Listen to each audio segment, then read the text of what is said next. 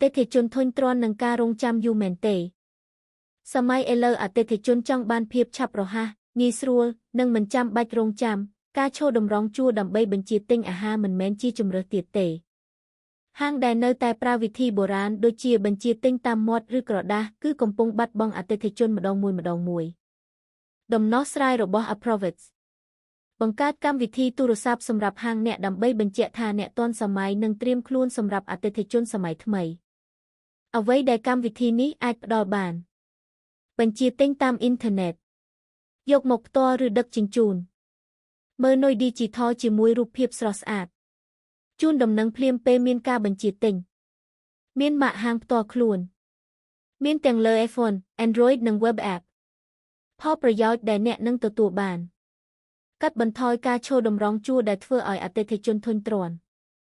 បង្កើនបរិមាណការបញ្ជាទិញនិងភាពស្មោះត្រង់របស់អតិថិជនបង្កើតបទពិសោធន៍អាជីវកម្មទំនើបដូចជាក្រុមហ៊ុនធំចាប់ផ្ដើមបង្កើត App សម្រាប់ហាងអ្នកថ្ងៃនេះជាមួយ Approvits